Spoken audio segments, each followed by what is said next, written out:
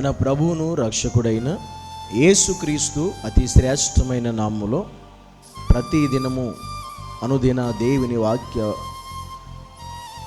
భాగములు వింటున్న మీ అందరికీ కూడా ప్రభువు పేరిట ఈ ఉదయకాల సమయంలో హృదయపూర్వక వందనాలు తెలియజేస్తూ ఉన్నాను. ఈరోజు దేవుని యొక్క వాక్య భాగాన్ని చదువుకుందాం. దేవుని సన్నిధిలో యోవేలు గ్రంథం 2వ అధ్యాయం 13వ వచనం. మీ దేవుడైన యెహోవా కరుణావాత్సల్యము గలవాడును శాంతిమూర్తియు అత్యంత కృపగలవాడునై ఉండి తాను చేయనుద్దేశించిన కీడును చేయక పశ్చాత్తాపపడును గనుక మీ వస్త్రములు కాక మీ హృదయములను చింపుకొని ఆయన తట్టు తిరుగుడి.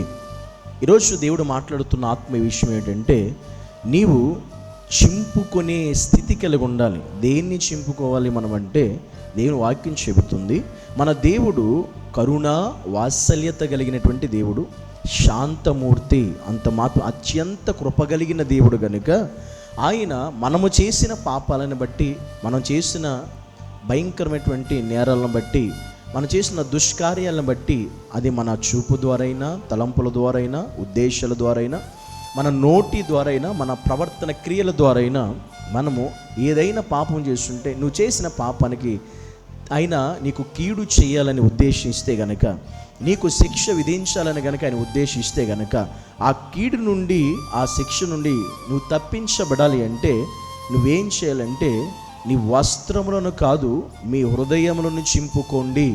ఎందుకంటే ఆయన కరుణా వాత్సల్యత కలిగిన దేవుడు, ఆయన శాంతిమూర్తి, అత్యంత కృపగలిగిన వాడు గనుక ఆయన ఒకవేళ నీవు నీ వస్త్రములను కాకుండా నీ హృదయమును చింపుకోగలిగితే, అంటే నీ హృదయము చింపబడాలి, నీ హృదయము బ్రద్దలవ్వాలి, నీ హృదయంలో ఉన్న పాపము చింపివేయబడాలి, అది తొలగించబడాలి, తీసివేయబడాలి అనగా పశ్చాత్తాపం నీలోకి రావాలి. అది ఇరిగి నలిగిన మనస్సు అనేది నీలోకి రావాలి. అది ఎప్పుడైతే నీ హృదయంలో జరిగిద్దో, దేవుడు నీ పట్ల చేయాలనుకున్న కీడును చేయక ఆ కీడును తొలగించి నిన్ను క్షమించడానికి ఆయన సిద్ధంగా ఉన్నాడు. అందుకే ఈరోజు ఒకవేళ నువ్వు ఏం తప్పు చేస్తావో నాకు తెలియదు, ఈ వారంలో ఒకవేళ నువ్వు ఏ పొరపాటు చేస్తావో నాకు తెలియదు, చెయ్యరాని కార్యం ఏదన్నా దేవునికి వ్యతిరేకంగా నువ్వు చేసావేమో, అందుకే ఈరోజు ఒకవేళ దేవుడిని ఈరోజు నీతో మాట్లాడుతున్నాడేమో, ఈ వారంలో నువ్వే తప్పు చేసి, ఏ పాపం చేసి, దేవునికి దుష్కార్యం చేసి ఆయన ఎదుట ఉన్నావో, కనబడుతున్నావో నాకు తెలియదు. ఒకవేళ నువ్వు తెలిసి చేసావో తెలియక చేసావో నాకు తెలియదు. కానీ ఈరోజు నువ్వు నమ్మిన దేవుడు చాలా గొప్పవాడు, ఆయన కృపా వాత్సల్యత శాంత కలిగిన వాడు కనుక దేవుని ఎదుట ఒకవేళ నువ్వు చేసిన తప్పును బట్టి నువ్వు చాలా బాధపడుతూ కృంగిపోతూ ఎందుకు చేశానా అనే పశ్చాత్తాప హృదయం నీకు కలిగితే, ఇప్పుడే దేవుని ఎదుట ఈ ఉదయకాల సమయం అందే ఆయన క్షమాపణ అడుగు. నీ హృదయాన్ని చింపుకో, వస్త్రాలు కాదు. ఎందుకంటే అనేక మంది ఈరోజు దేవుళ్ళు ఎదుట వస్త్రములు చింపుకుంటున్నారు. వస్త్రములు చింపుకోవడం వల్ల లాభం ఏమి లేదు. నీ హృదయము చింపబడాలి, నీ హృదయము పశ్చాత్తాపంతో నిండిపోవాలి. విరిగి నలిగిపోయిన హృదయం దేవుడికి కావాలి.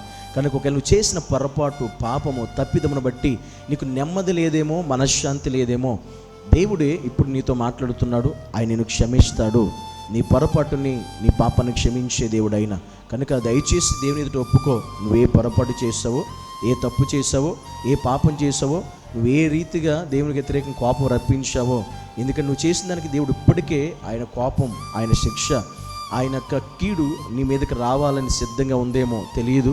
అది రాక మునుపే నువ్వు దేవుని ఎదుట ఈరోజు మాట్లాడుతున్న దేవునికి మాటకు లోబడి పశ్చాత్తాపడి క్షమాపణ పొందుకో.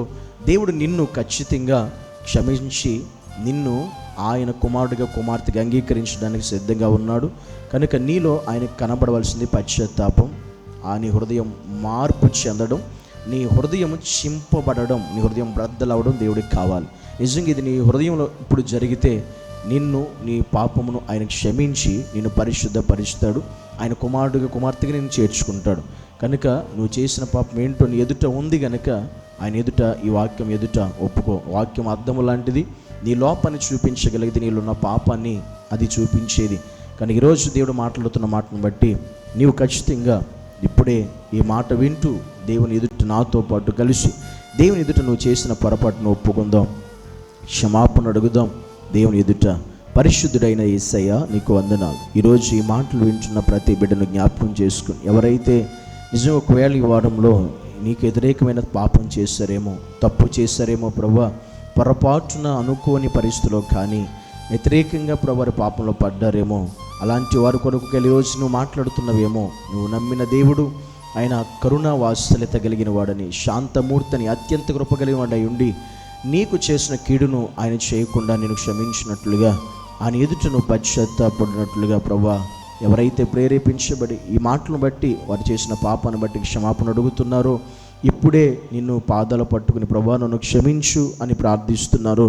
అయ్యా నేను తప్పు చేసిన నేను బతిమలాడుకుంటున్నారు. అలా అడుగుతున్న ప్రతి బిడ్డ మీద నీ కృప, కనికరము, క్షమాపణ ఇప్పుడే కలుగునుగాకని ప్రార్థిస్తున్నాను దేవా.